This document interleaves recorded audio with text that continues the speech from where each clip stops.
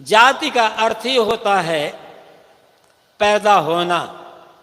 समान प्रसवात्मिका जाति, जिनका प्रसव, जिनका जन्म का तरीका एक जैसा हो, उन सब की एक जाति होती है। और पूरी दुनिया में मनुष्य के जन्म का तरीका एक जैसा ही है, इसलिए पूरी दुनिया में आदमी की एक जाति है, मनुष्यता, मानवता, इंसानियत, बस। बाकी सारी जातियां झूठी हैं, काल्पनिक हैं, लेकिन है तो चलो व्यवहार चलाने के लिए है। इसलिए जाति के कारण किसी आदमी को छोटा और बड़ा मत मानना। किसी आदमी छोटा बड़ा होता है अपने कर्म, आचरण और चरित्र के बल पर। इसलिए चरित्र को प्रधानता दें, कर्म को प्रधानता दें। जितना चरित्र उज्ज्वल होगा, कर्म उज्ज्वल होगा, उतना हमारा विकास होगा और राष्ट्र का विकास हो पाएगा। और आज तो यदि कभी समय ऐसा रहा होगा कि काम के बंटवारे को लेकर वर्ण व्यवस्था की गई होगी, जाति का बंटवारा किया गया होगा, तो यदि काम का बंटवारा है और काम के बंटवारे के अनुसार जाति है, काम के बंटवारे के अनुसार वर्ण व्यवस्था है, तो ये बताओ, एक ब्राह्मण का बेटा जूते की दुकान में काम करता है, उसको शूद्र मानोगे कि ब्राह्मण मानोगे? काम कर रहा है शूद्र का, अहंकार है ब्राह्मण होने का। एक शूद्र कहलाने वाले का बेटा न्यायाधीश की गद्दी पर बैठा हुआ है, प्रोफेसर है, उसे शूद्र मानोगे कि ब्राह्मण मानोगे? फिर भी भाई साहब कितना प्रोफेसर क्यों ना हो जाए, कितना बड़ा विद्वान क्यों ना हो जाए, कितना बड़ा हो जाए, उसे लोग शूद्र ही मानेंगे। वो कि नीची जाति का, ये छोटी जाति का, ये छोटा आदमी है। आदमी की बुद्धि कितनी सड़ गई है। यदि काम के बंटवारा से, काम के अनुसार से वर्ण होता तो उसी हिसाब से मानो ना भाई।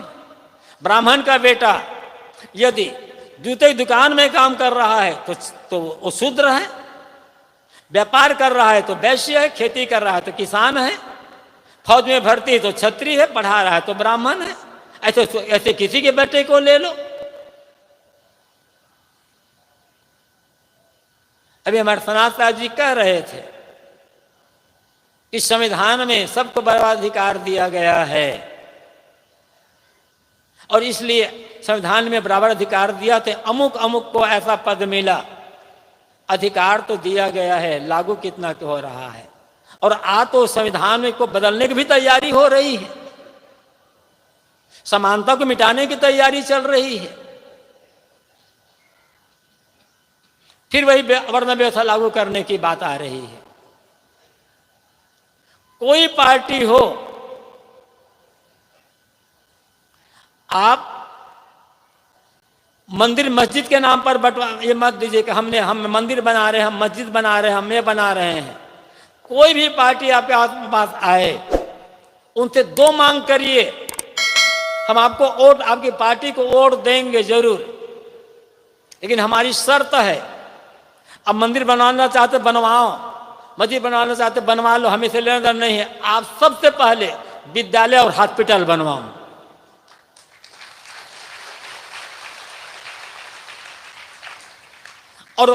और किसी पार्टी से आप यदि वोट देने के लिए आता है, उस पार्टी से निवेदन करिए, हम आपकी पार्टी को बहुमत में जिता देंगे, लेकिन एक व्यवस्था करें, पूरे भारत में एक जैसी शिक्षा व्यवस्था और एक जैसी चिकित्सा व्यवस्था होनी चाहिए। बस देखो कल्याण हो जाएगा। और जब तक एक जैसी शिक्षा व्यवस्था नहीं होगी, उसी भी स्कूल में एक रिक्शा चलाने वाले का बेटा, एक चमार कहलाने वाले का बेटा, एक मुची चम कहलाने वाले का बेटा, एक आईएएस अफसर का बेटा, एक नेता का बेटा और एक सबसे बड़ा धनवान का बेटा एक स्कूल में पढ़े, देखो विद्यालय का स्तर कितना ऊंचा हो जाएगा।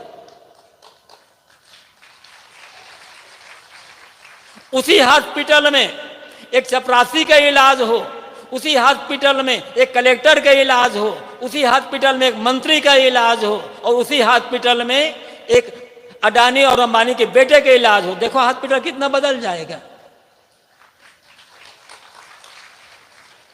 अब ये आप इस ढंग का मांग करिए, तब देश का विकास होगा। ये मंदिर मस्जिद के कारण से देश का विकास होने वाला नहीं है। बेवकूफ बन रहे हो, बेवकूफ बन करके रह जाओगे। ये मंदिर मस्जिद काम नहीं आने वाले हैं आपके, काम कुछ और आने वाला है।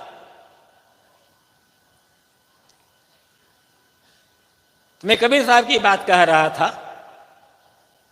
कबीर साहब कहते हैं आदमी केवल आदमी है और आदमी के साथ आदमियत का व्यवहार करो। ये सबसे बड़ी बात हो जाएगी। जिस दिन आदमी आदमी बन जाएगा, ये धरती स्वर्ग बन जाएगी। दूसरी बात साहब कहते हैं धर्म पूजा पाठ धर्म नहीं है, अमुक प्रकार का नाम जप हवन तर्पण धर्म नहीं है, अमुक प्रकार का कर्मकांड धर्म नहीं है, अमुक प्रकार की उपासना पद्धति धर्म नहीं है, अमुक प्रकार की मान्यता धर्म नहीं है। धर्म है जो व्यवहार हम अपने लिए दूसरों से नहीं चाहते, वह व्यवहार दूसरों के साथ न करना, किंतु दूसरों के साथ वही व्यवहार करना जो व्यवहार हम दूसरों से अपने लिए चाहते हैं। बस इतने में धर्म हो जाएगा। धर्म है नैतिकता, धर्म है सदाचार, धर्म है ईमानदारी, धर्म है सत्यपरायणता। नाम जब धर्म नहीं है। पुराने जमाने में आप वेदों को पढ़ करके देखिए, कहीं नाम जप की बात नहीं है, कहीं अवतार की बात नहीं है। आप उपनिषदों को पढ़कर देखिए, कहीं पूजा पाठ की बात नहीं है। वेदों में, उपनिषदों में, शास्त्रों में, ब्राह्मण ग्रंथों में कहीं मंदिर मस्जिद की बात नहीं है, अमुक पूजा की बात नहीं है, माला फेरने की बात नहीं है। वहां तो आत्मज्ञान की बात है, साधना की बात है, चरित्र की बात है। आप माला फेरते हो फेरो, कर्मकांड करते करो, हवन तर्पण करते करो, आपकी मर्जी। लेकिन आप ये सोचते होगे कि हम इतनी माला जपते हैं, हम इतना नाम जपते हैं, हम इतनी पूजा करते, इतनी उपासना करते हैं, तो हम बड़े धार्मिक हैं। भूल है आपकी, धर्म नहीं है ये सब आप कर रहे हैं। अच्छी बात, आप में देखिए मुझ में नैतिकता कितनी आई है, ईमानदारी कितनी आई है, दूसरों के लिए सहृदयता कितनी आई है, करुणा का भाव कितना जगह है मेरे मन में दूसरों के लिए। यदि नैतिकता बढ़ी, ईमानदारी बढ़ी, सत्यता का व्यवहार बढ़ा, दूसरों के लिए करुणा का भाव बढ़ा और दूसरों के लिए प्रेम बढ़ा, ईर्षा घटी, द्वेष घटा, कलह घटा, विवाद घटा, तो समझना जीवन में धर्म का आचरण हो रहा है। मेरे जीवन में धर्म उतर गया है, मैं धर्म के मार्ग में आगे बढ़ रहा हूं। धर्म किसी मंदिर मस्जिद में धर्म नहीं है। धर्म का मंदिर मस्जिद से कोई संबंध ही नहीं, न गिरजा गुरुद्वारा मठ आश्रम से संबंध है। धर्म का संबंध मनुष्यों से है बस। कुछ लोग कहा करते हैं कि आदमी को धार्मिक होना चाहिए, धर्म का काम करना चाहिए। क्यों? तो लोग कहते हैं जब आदमी धार्मिक हो जाता है और आदमी धर्म का काम करने लग जाता है, तब धर्म आदमी को ईश्वर से मिला देता है। मेरा कहना यह है कि धर्म वह है जो आदमी को आदमी से मिलाता है, धर्म वह नहीं है जो आदमी को ईश्वर से मिलाता हो। आदमी आदमी से मिल जाए बस, ईश्वर से मुलाकात अपने आप हो जाएगी। और हम धर्म को लेकर के भेदभाव कर रहे हैं, संप्रदाय को लेकर भेदभाव कर रहे हैं, और हमारे मन में ये अहंकार है कि हमारा मत, हमारा मजहब, हमारा संप्रदाय ही ईश्वर का चलाया हुआ है। हमारी पुस्तक, हमारा धर्म ग्रंथ ईश्वरीय वाणी है और हमारे मत से कल्याण हो सकता है, हमारे मत से ही ईश्वर मिल सकता है और हमारे मत से किसी स्वर्ग हो सकता है।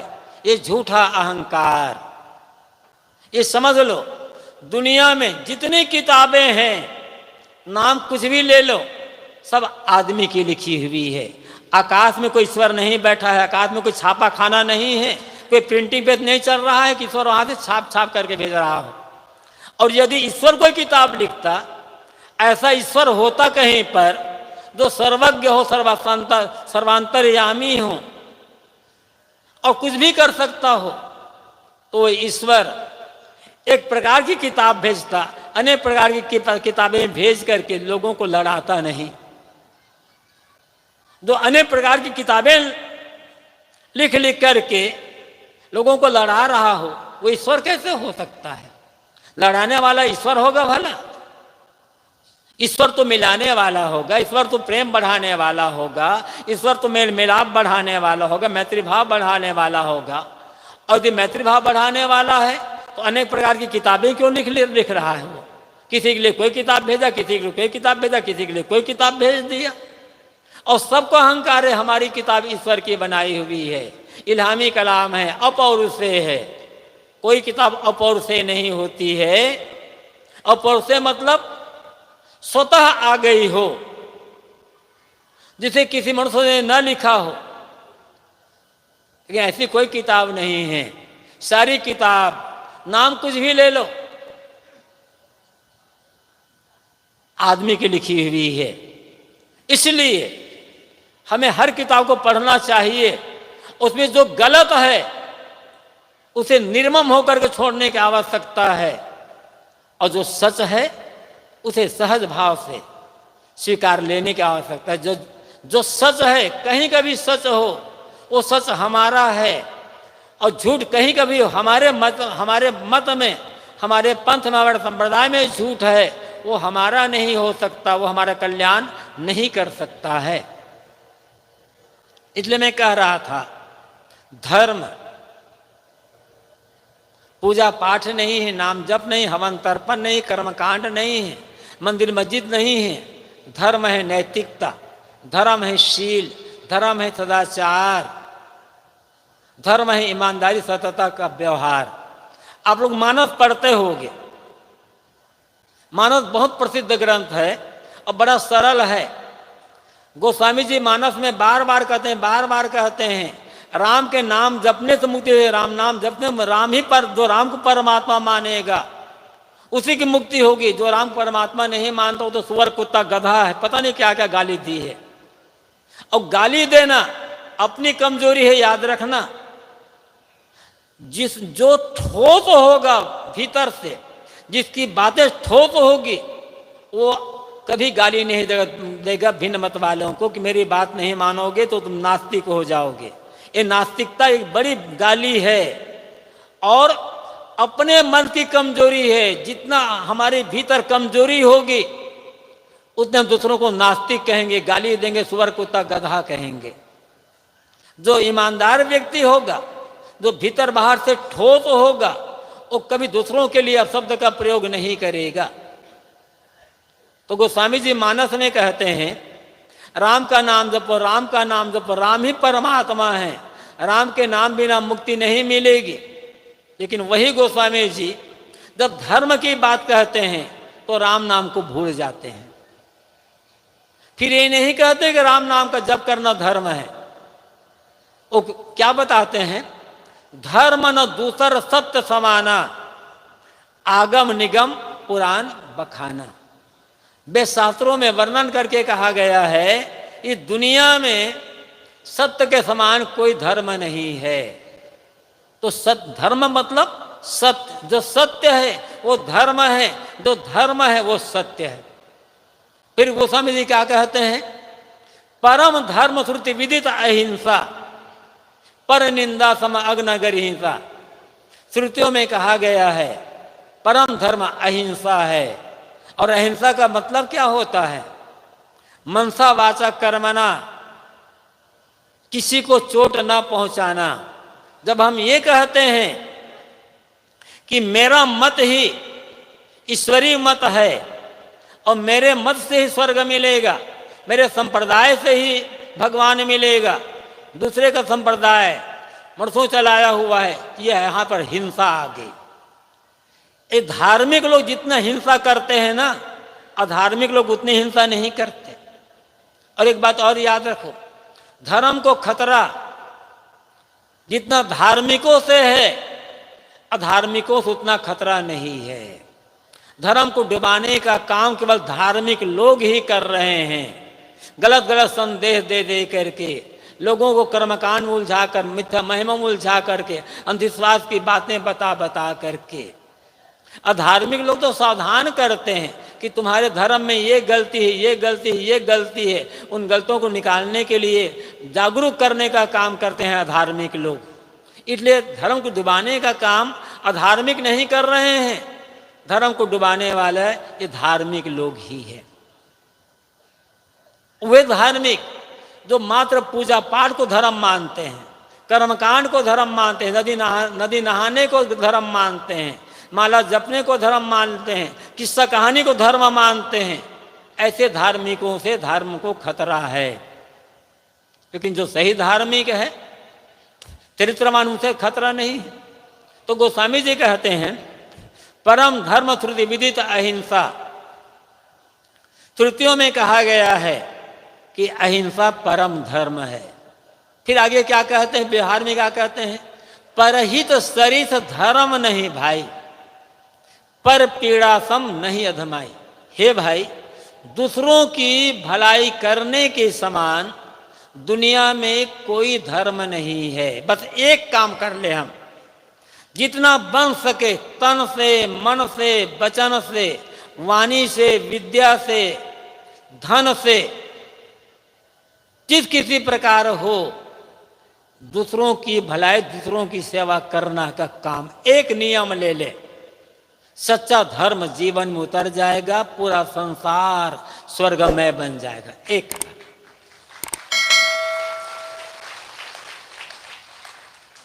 और साथ साथ निश्चय कर लें कि तन मन वचन से हम किसी को पीड़ा देने का काम नहीं करेंगे। इतनी सावधानी से जीवन जिए, हमारे तन से, हमारे मन से, हमारे वचन से किसी को किसी प्रकार से नुकसान ना हो, चोट ना पहुंचे, बस धर्म का काम हो गया।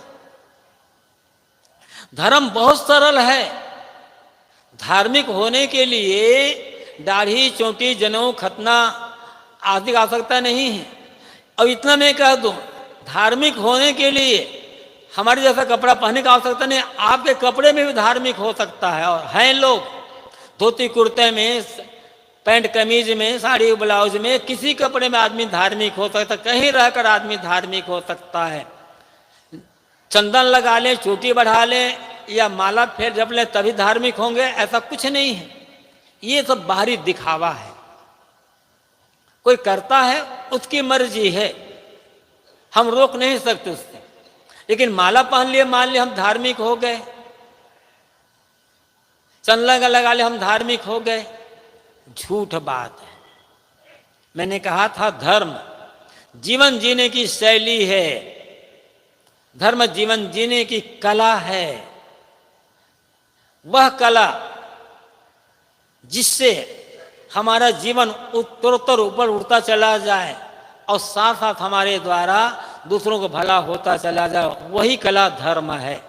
इसलिए धर्म को हमें मंदिर मस्जिद में, तीर्थ में, गुरुद्वारा में, मठों में नहीं खोजना है। जीवन धर्म को खोजना है हमारे अपने व्यवहार में, कर्म में और जीवन में। सदगुरु कबीर, कुछ लोग कहते हैं कि कबीर साहब ने कोई भगवान नहीं माना, कोई देवी देवता नहीं माना। ऐसे लोग कबीर वाणी को पढ़ते नहीं हैं। कबीर साहब देवता मानते हैं, भगवान मानते हैं, लेकिन उनका मानने तरीका अलग है। तरीका अलग होने से कोई जरूरी नहीं है कि वो नहीं मानता। कबीर साहब का देवता, कबीर साहब की देवी आकाश पाताल में नहीं है, मंदिर मस्जिद में नहीं है, यहां बैठे हैं सामने प्रत्यक्ष। जो देवता, जो प्राणी हैं,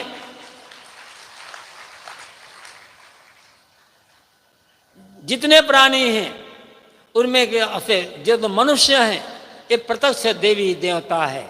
जो माता पिता है, बड़े बुजुर्ग हैं, पद में, उम्र में, मर्यादा में किसी प्रकार से हमसे बड़े श्रेष्ठ हैं, उनका आदर सम्मान, उनकी सेवा, उनकी उचित आज्ञा का पालन, उनकी पूजा हो गई। जो रिश्ते में बराबर हैं, पति पत्नी हैं, भाई भाई हैं, ननद भावज हैं, देवरान जेठान है, या एक प्रकार से उम्र जैसे वाले जैसे हैं, परस्पर में प्रेम, समता, एकता, मिलजुल करके काम करना, मिलजुल करके बांट बैठा कर खाना, ये उनकी पूजा हो गई। जो छोटे बच्चे हैं उनको उचित देखभाल करना, उनको पढ़ाई लिखाई की व्यवस्था करना, उनको वात्सल्य देना, अच्छे संस्कार देना, अच्छी सीख देना, उनकी पूजा हो गई। घर ही मंदिर बन गया आपका। और जब तक आपका घर मंदिर नहीं बनेगा, प्रेम से, सेवा से, मीठी वाणी से, कोमल व्यवहार से, आदर सम्मान से, समता एकता से के व्यवहार से, जब तक आपका घर मंदिर नहीं बनेगा, तब तक बाहर का कोई मंदिर आपका उद्धार नहीं करने वाला है। आप बाहर मंदिर बनाओ, यदि मंदिर से उद्धार हो जाता तो लाखों मंदिर भारत में है, अब तक सब उद्धार हो गया होता। गली गली में देवता, गली गली में भगवान, गली गली में मंदिर, और जितना यहाँ पर खुराफात है, भ्रष्टाचार है, पता नहीं क्या क्या समस्याएं हैं, ये कहाँ से आ रहे हैं फिर? क्योंकि हमने मंदिर बाहर बना लिया, घर का मंदिर नहीं बनाया। घर के सदस्यों को हमने देवता नहीं समझा, नारियों को, माताओं बहनों को देवी नहीं समझा, पत्थर की मूर्ति को देवी समझा, पत्थर की मूर्ति को देवता समझा, उन्हें भगवान मानकर उनकी उपासना किए। अब पत्थर पूजा करते करते बुद्धि पत्थर आ गई है। हकीकत को हम भूल गए। अक्सर मैं कहा करता हूं, अभी 2 दिन पहले नवरात्र समाप्त हुआ है। बड़े आनंद उल्लास के साथ नवरात्र मनाया गया। जगह जगह दुर्गा की प्रतिमा स्थापित की गई, पूजा की गई, बहुत अच्छी बात। एक सांस्कृतिक माहौल बना, लोगों में उत्साह का भाव बना रहा, बहुत अच्छी बात है। लेकिन 5-7 दिन उस दुर्गा की मूर्ति की पूजा की गई और अंत में ले जाकर उसको किसी नदी या ताल में विसर्जित कर दी गई। लेकिन वास्तविक दुर्गा पूजा क्या है? अक्सर मैं कहा करता हूं, फिर दोहरा देता हूं, भारत में सच्ची दुर्गा पूजा कब आएगी? कब हम मानेंगे कि हम दुर्गा के उपासक हैं, दुर्गा के सच्चे भगत हैं, हम हैं? कैसे हम मान सकते हैं?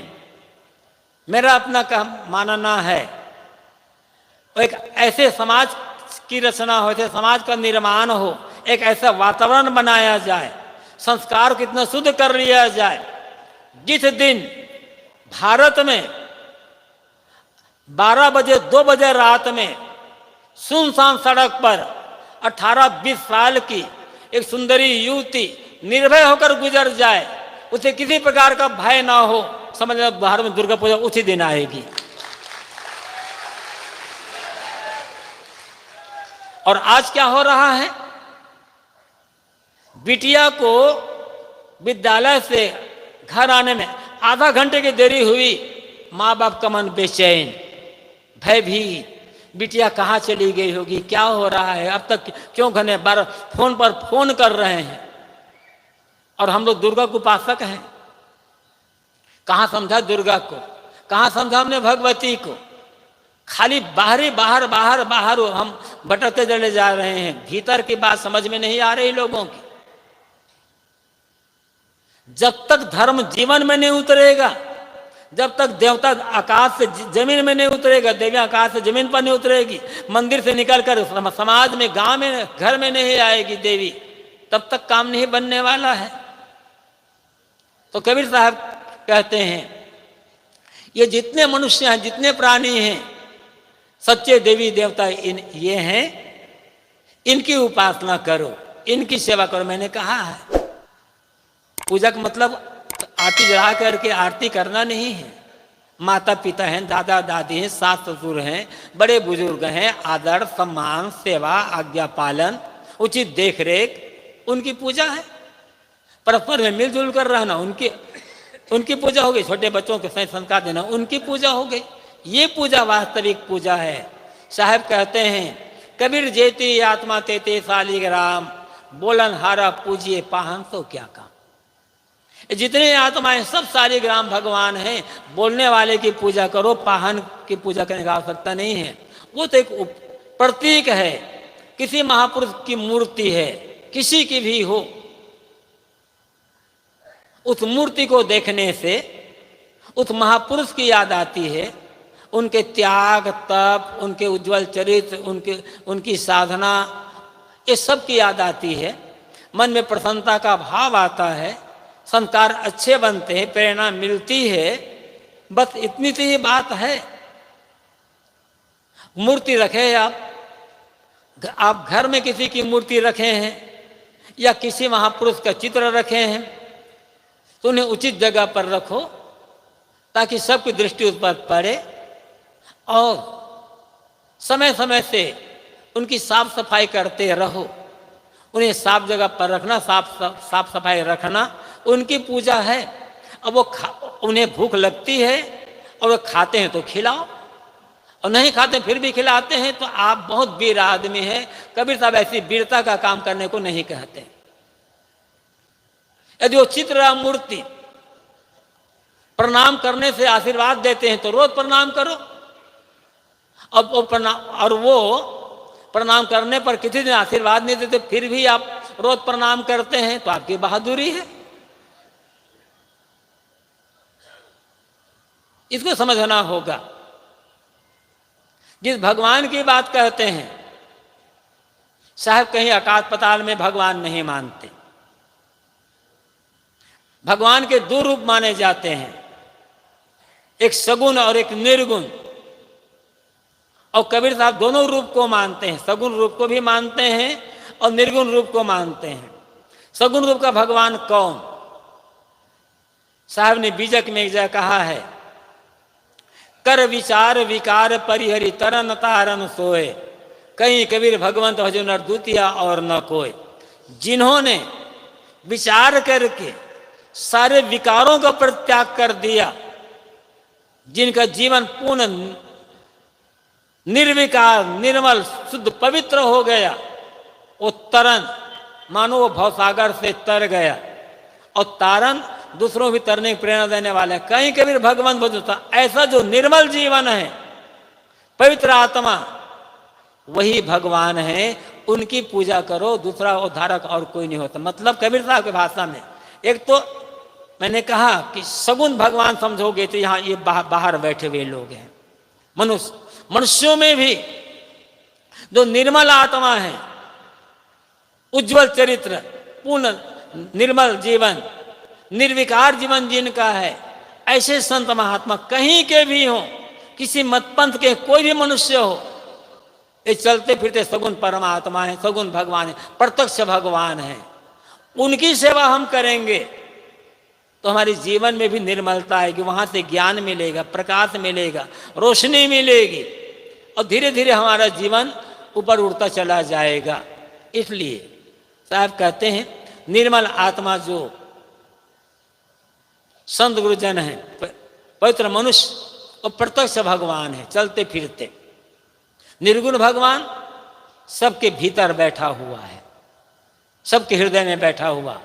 जो आत्म तत्व है वो निर्गुण है, सत्र स्तंभ, इन तीनों गुणों से परे होने के कारण जो आत्मा है वही निर्गुण परमात्मा है। इसलिए साहब कहते हैं सरगुण की करी सेवा, निर्गुण का करो ज्ञान, सरगुण निर्गुण से परे तहाँ हमारा ध्यान। साहब कहते हैं सगुण की सेवा करो, निर्गुण का ज्ञान करो, और ध्यान में चूंकि न सेवा है न ज्ञान है, इसलिए ध्यान निर्गुण सरगुण दोनों से परे है। साहब सगुण की सेवा करने को कहते हैं, और सेवा की आवश्यकता सदैव जानदार को होती, जीवित क्यों होती है। मुर्दे को, निर्जीव को सेवा की आवश्यकता नहीं होती, क्योंकि निर्जीव बीमार नहीं पड़ता, निर्जीव को भूख नहीं लगती, निर्जीव को प्यास नहीं लगती, निर्जीव को थकान नहीं लगती। ये सब सजीव होते हैं। इसलिए इनकी सेवा और जो निर्गुण है, सतरत्न से परे आत्मा तत्व जो सबके हृदय में बैठा हुआ है, उसका ज्ञान प्राप्त करो। और जब ध्यान में गए, मन पूरा शांत हो गया, तो न सेवा है न ज्ञान है, सगुण निर्गुण दोनों से परे हो गए। साहब सब बात को कह देते हैं एक थोड़े शब्दों में, समझने की आवश्यकता है। और ये सगुण निर्गुण की जो बात आती है, ये बात पहले भी कही गई है। ऋग्वेद में पुरुष सूक्त है, उसमें एक मंत्र आता है, सहस्र तीर्था पुरुषा सहस्त्राक्ष सहस्त्रपात सब भूमि विश्वतो वृत्वात अतिष्ठ दशांगुलम। वो जो विराट पुरुष परमात्मा है, उसके हजारों आंखें हैं, हजारों हाथ पैर, हजारों तो कहने का तरीका है असंख्य।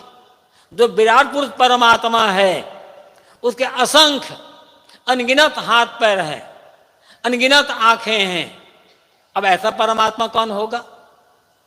ये प्राणी मात्र की जो सामूहिकता है, ये प्राणी मात्र की जो समष्टि है, सबका संवेद रूप वो विराट पुरुष परमात्मा है। अब कितने प्राणी हैं दुनिया में? कितनी आंखें होगी? कितने हाथ पैर होंगे? मनुष्य तो प्राणी नहीं है, पशु पक्षी कृमि कीड़े मकोड़े सब तो प्राणी है ना। सबको मिलाकर देखो, आंखें कितनी होगी, हाथ पैर कितने होंगे? असंख्य अनगिनत। तो प्राणी मात्र की जो सामूहिकता है, इसका जो संवेद स्वरूप है, समस्त रूप है, ये प्रत्यक्ष सगुण परमात्मा है। चलते फिरते सब भूमि विश्वतो वृत्तवाद कहते, वो भूमि में सब तरफ फैला हुआ है, सर्वत्र व्यापक है। कहीं चले जाओ दुनिया में, आपको कोई ना कोई प्राणी मिल जाएगा। अरे मनुष्य नहीं मिलेगा तो कीड़े मकोड़े मिलेगा ना, मच्छर तो मिलेगा, कोई कीटाणु तो मिलेगा ना। तो दुनिया में हर तरफ कहीं चले जाओ, वो सगुण परमात्मा मिलेगा किसी न किसी प्राणी के रूप में।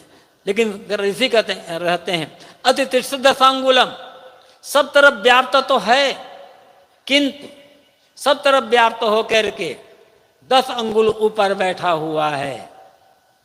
जब सब तरफ व्याप्त है तो 10 अंगुल ऊपर कहाँ बैठा हुआ है? सब तरफ व्याप्त है, ये सगुण का रूप हुआ। अब मैंने कहा कि जितने प्राणी मात्र हैं, कुछ भी हो, सबका संवेद रूप। अब 10 अंगुल ऊपर कहाँ बैठा है? अब नाभि से नापिए 10 अंगुल ऊपर हृदय में बैठा हुआ है, निर्गुण परमात्मा की बात है। और ये बात कबीर साहब कहते हैं। तो कबीर साहब का देवता ये प्रत्यक्ष चलते फिरते प्राणी, इसके लिए साहब ने कहा आंख न मूंदो, कान न रोंदो, काया कष्ट न धारो, खुले नैन हंसे पहचानो, सुंदर रूप निहारो। देवता को देखने के लिए, भगवान को देखने के लिए आंख कान बंद करने की आवश्यकता नहीं है, काया कष्ट करने की आवश्यकता नहीं। मैं जहां देखता हूं, जिधर देखता हूं, मुझे तो भगवान को सुंदर रूप दिखाई पड़ता है। इनसे सुंदर भगवान और कहां मिलेगा आपको? खोदते खोदते मर जाओगे, कहीं मिलेगा नहीं। जिन्हें मनुष्यों में, प्राणियों में भगवान नहीं दिखता है, उन्हें कहीं भगवान नहीं मिल सकता, याद रखना। भगवान मिलेगा किसी रूप में तो मनुष्य प्राणियों के रूप में ही मिलेगा, और अंत में स्थिति आत्मा में होगी। इसलिए वो निर्गुण परमात्मा है। तो दोनों को हम समझना होगा, सगुण रूप में मनुष्यों की सेवा और निर्गुण रूप में अपने आत्मा का ज्ञान, और ज्ञान प्राप्त कर मन को समेट कर उसमें स्थित हो जाना। ये कबीर साहब का संदेश है। हर संदेश हम जितना समझ सकेंगे उतना लोगों के साथ हमारा व्यवहार सुंदर, प्रेम में मधुमय हो जाएगा, और साथ साथ सबसे अनासक्त होकर के अपने आत्मा में स्थिति भी हो जाएगी। दोनों का काम बन जाएगा। स्वर्ग भी बन मिल जाएगा दुनिया में, और मोक्ष भी मिल जाएगा। हमारे गुरुदेव जी का सूत्र है, प्रेम में स्वर्ग फलता है और अनासक्ति में मोक्ष। प्रेम दूसरों के लिए किया जाता है और अनासक्ति सबसे निर्मोह अपने लिए हो जाता है। तो इसमें सगुण भी आ गया और निर्गुण भी आ गया। कबीर साहब की वाणी में संदेश देती है कि किसी प्रकार के भ्रम, अंधविश्वास में पड़ने की आवश्यकता नहीं है। भूत प्रेत कहीं होते नहीं, केवल भ्रम मात्र है, कल्पना मात्र हैं। जादू टोना शकुन अपशकुन ग्रह लगन राहु सब केवल कल्पना मात्र है। इस चक्कर में नहीं पड़ना है। किसी को हाथ मत दिखलाओ, हाथ से मेहनत करो। हाथ क्यों फैला दो दिखलाने के लिए? कौन किसका भाग्य जान सका है? जैसा कहा जाता है, राम और सीता की शादी हुई, गुरु वशिष्ठ, विश्वामित्र और सतानंद। वशिष्ठ सूर्यकुल के राजा दशरथ के कुल गुरु थे, सतानंद जनक के कुल गुरु थे, और विश्वामित्र तो साथ में थे ही, उनको लेकर गए थे। इन तीनों विद्वानों ने मिलकर के राम सीता की शादी का लगन शोधा, और परिणाम क्या हुआ? जिंदगी भर राम सीता रोते रह गए, कहीं सुख मिला नहीं। कहां भटक रहे हो भाई? लड़के लड़के की शादी करवाना हो तो जन्म कुंडली कभी मिलाओ ही मत, जन्म कुंडली बनवाओ ही मत। धोखा धोखा धोखा।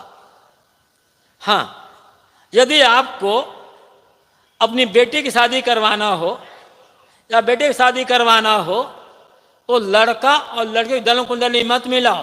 कुंडली मिलाना है ना तो 7 बहु कुंडली मिलवा लेना, सब काम बढ़िया हो जाएगा। यदि 7 बहु कुंडली मिल गई ना तो घर स्वर्ग बन जाएगा, अब नहीं मिली तब तो नरक ही बनना है। तो जन्म कुंडली मिलवाओ ही मत, बनवाओ ही मत। धोखा है केवल। ग्रह लगन का जिस दिन जो काम करना हो, शुभ काम,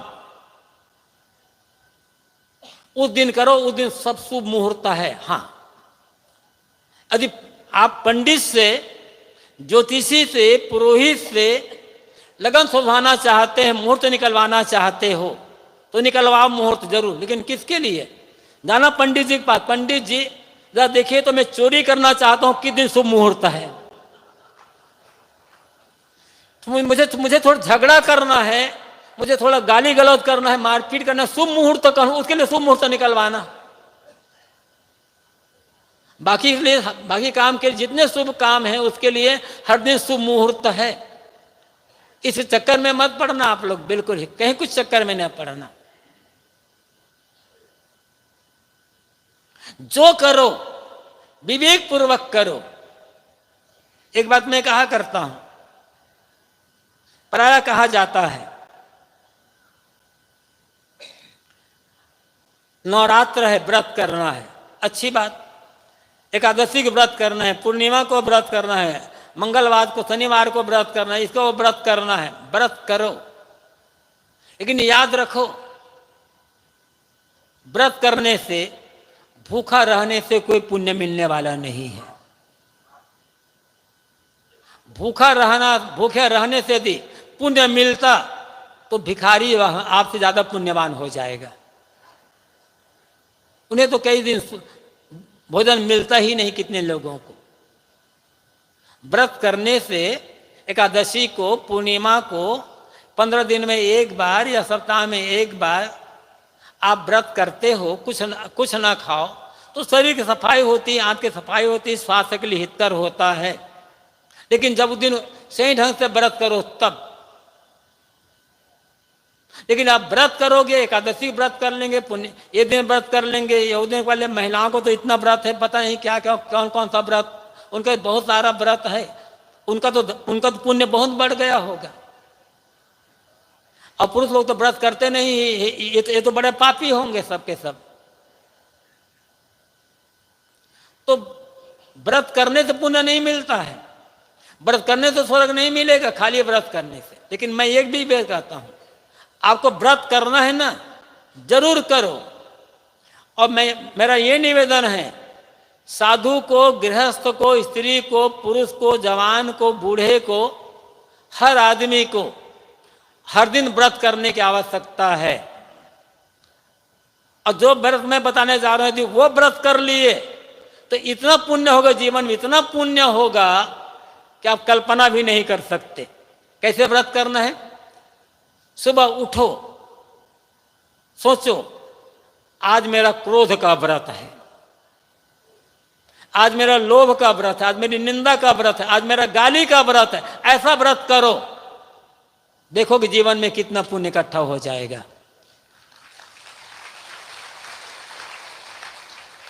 वो भूखा रहने से पुण्य नहीं बढ़ने वाला है। एक एक विकार को छोड़ने के लिए पुण्य के लिए व्रत करते, रोज रोज व्रत करते चले जाएं, जीवन में धर्म उतर जाएगा, जीवन में स्वर्ग उतर, जीते जी कल्याण का अनुभव हो जाएगा। कबीर साहब का संदेश यही देते हैं, बताते हैं।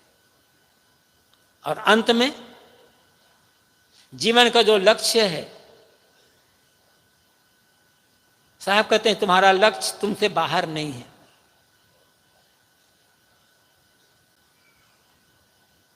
पाना कुछ नहीं है बाहर से, जो कुछ पाया जाएगा सब छूट जाएगा, सब।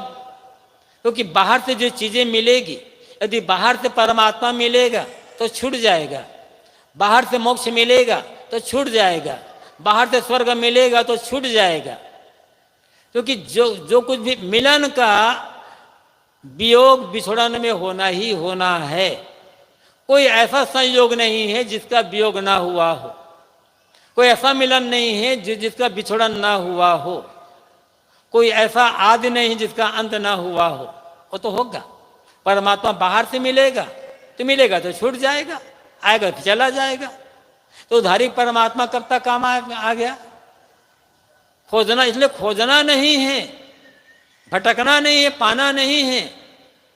परमात्मा मिला मिलाया है, समझना है और समझ करके उसमें स्थित हो जाना है, स्थिर हो जाना है। परमात्मा का अर्थ क्या होता है? परम आत्मा, शुद्ध आत्मा जो हो गया परम आत्मा।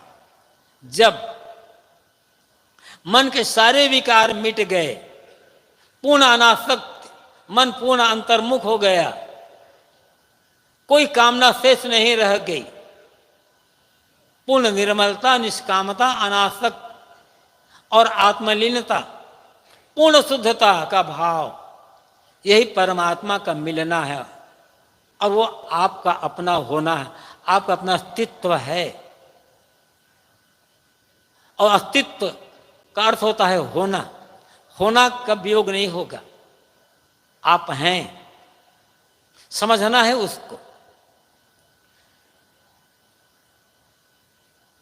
गीता में कहा गया, उपद्रष्टानुमंता च भर्ता भोक्ता महेश्वरा परमात्मेति चापी तो देहे अस्मिन पुरुषा परा।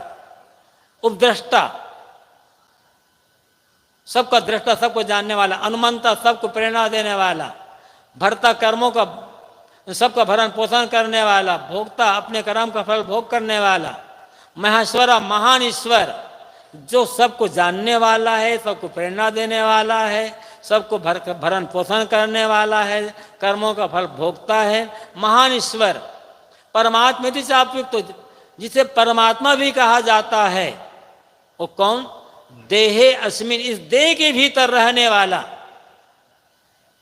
पुरुष, पर जो पर पुरुष है, देह में रहते, देह से जो परे है, जो एक जीव है, वही परमात्मा है।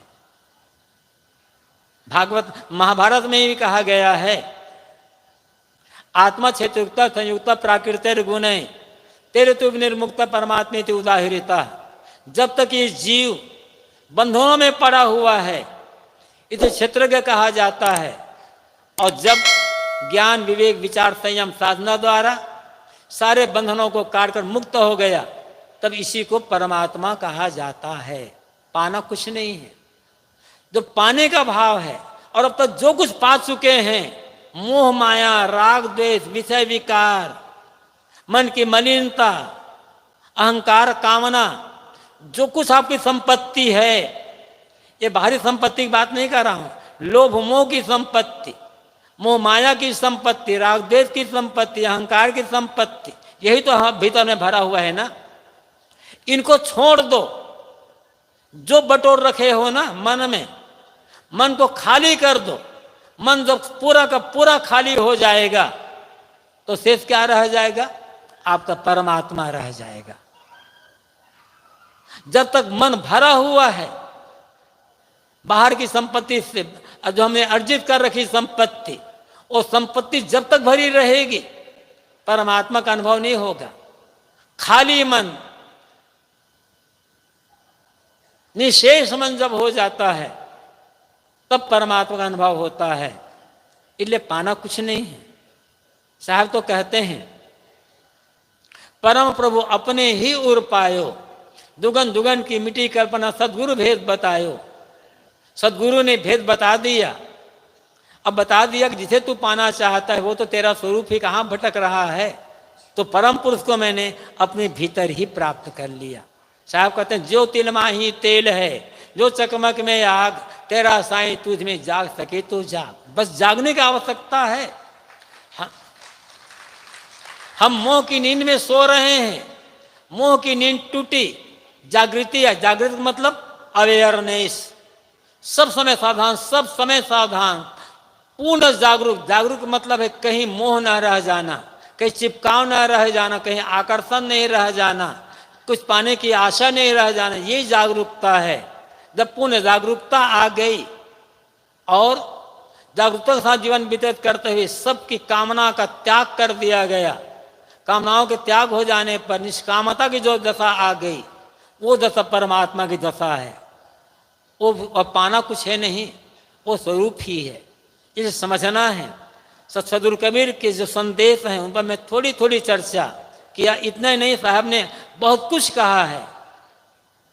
उस पर संतों ने अनेक ढंग से सुंदर विचार दिया है।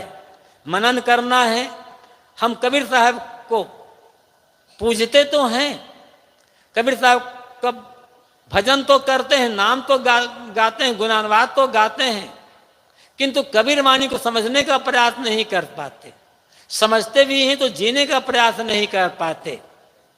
कबीर वाणी को समझना है, समझ करके जीना है। जीना शुरू कर देंगे। जो व्यक्ति निष्पक्ष होकर के कबीर वाणी का अध्ययन करेगा, अध्ययन करने मात्र से उसकी आधी मुक्ति हो जाएगी। भूत प्रेत, जादू टोना, शकुन अपशकुन, ग्रह लगन, दुआ भभूत, तंत्र मंत्र, अंधविश्वास, चमत्कार, इन सब से अपने आप मुक्ति हो जाएगी। अब आधी मुक्ति जो है मन के विकास, उसके लिए साधना करना होगा। जितना हम निष्पक्षता बढ़ेगी, निष्पक्षता के साथ साथ सत्य ज्ञान बढ़ेगा, ज्ञान का आचरण बढ़ेगा, निर्मोहता, निष्कामता, अनासक्ति आएगी, उतना उतना हम सत्य के निकट पहुंचते जाएंगे। और सत्य का होना ही परमात्मा का होना है, और सत्य का होना आपका होना है। सत्य आपके अस्तित्व से अलग नहीं है। समझना है, असत्य का राग छोड़ करके सत्य में अनुराग करना है। परमात्मा मेरा मिलाया है, इस बात को समझना है और समझ करके इसमें स्थित हो जाना है। स्वर्ग और मोक्ष, दुनिया का जो कुछ प्राप्त मिल जाएगा।